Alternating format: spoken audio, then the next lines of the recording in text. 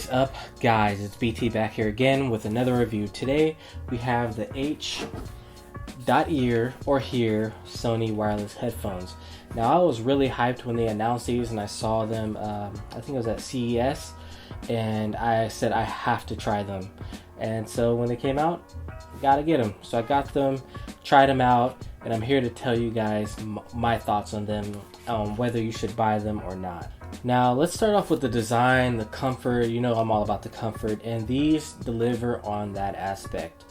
They're very comfortable. The foam keeps its shape. It feels very premium. It has a matte finish on the outside of the product, which is really, really nice. I was really surprised by just the level of quality and the level of aesthetics that they really put into these headphones. They're really, really nice. They have a leather top right here, which is really nice as well, and the band is constructed really, really well as well.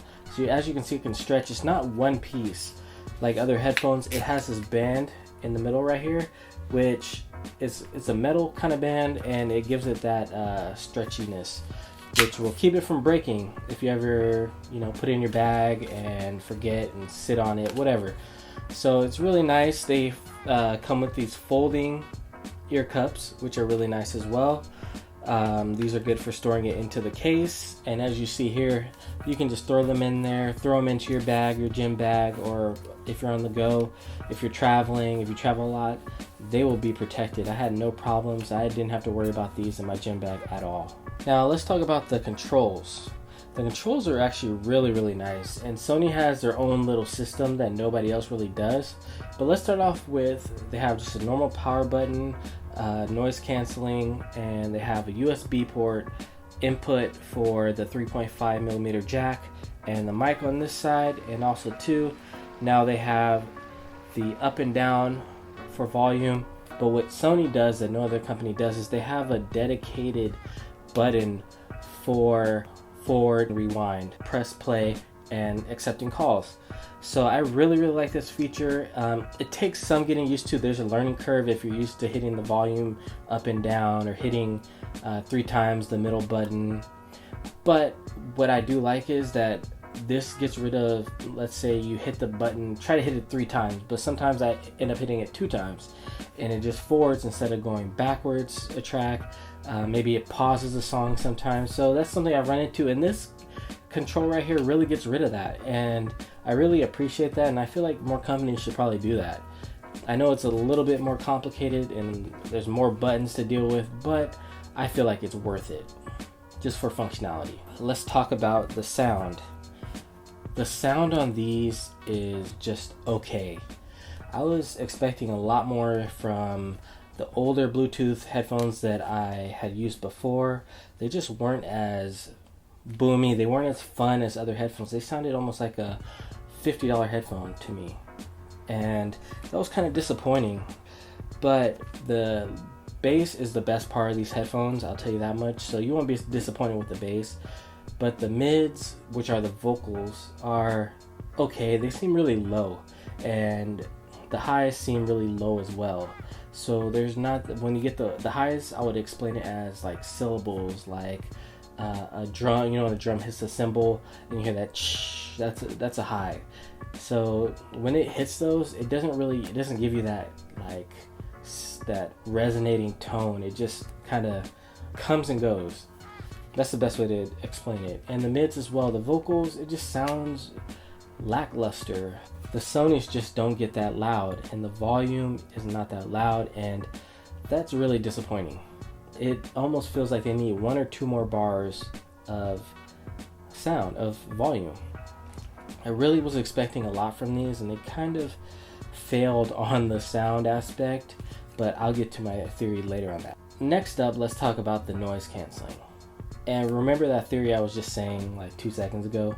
My theory is that they put in so much technology, so much money into the technology and the research and trying to get the active noise canceling up to Bose standards, that I feel like the sound quality suffered. And I feel like a lot of companies have the same problem, whether it's Beats or Bose. A lot of the research and the money goes into the noise canceling because, they are noise canceling headphones, but the sound will suffer because not much money can be thrown into it. They can't throw all this amazing technology in and then give us amazing sound.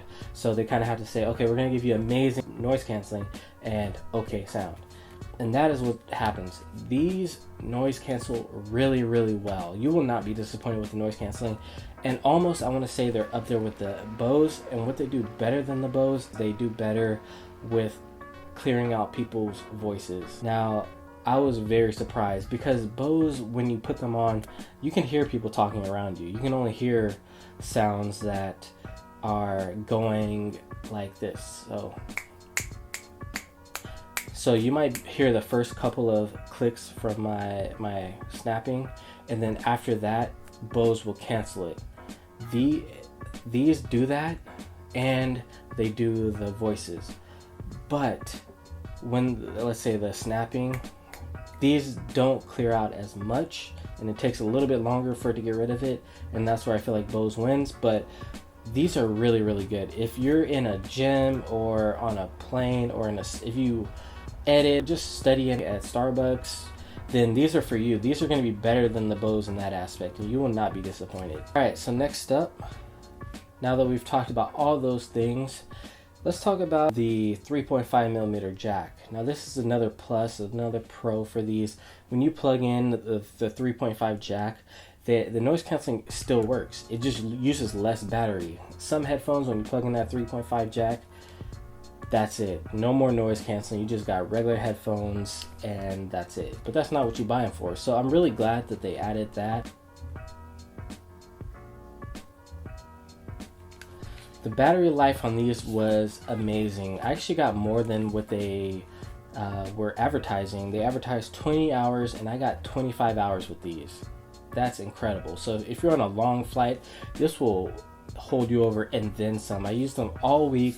Didn't have to charge them. I still haven't charged them since I got them, honestly. And that's just a test to how well the battery works in these. So you will not be disappointed. If you're on long flights, these are for you too. So with all that being said, do I recommend these headphones, the H.ear wireless headphones? Yes and no. Yes, if you're going to be in environments where there's going to be a lot of voices, a lot of people talking, these do really well. But if you're going just for strictly noise canceling, maybe you're on a plane, things like that, then you want to go with the Bose. Because the sound is a little bit better on the Bose, and the bass and everything is better on their end. But like, again, you're buying these for the noise canceling at this point, so you will not be disappointed. Good job, Sony, on catching up to Bose. They closed the gap. They Usain bolted on Bose, and now they're up there with Bose. And I think if in the next generation, I think these might be the go-to noise canceling headphones over the Bose if Bose doesn't up their game. So hopefully this will create some competition for Bose and really, really force them to put in even more technology and sound, and I cannot wait for that. So guys, thank you for watching. It's been your boy BT. I will see you guys in the next video. Peace.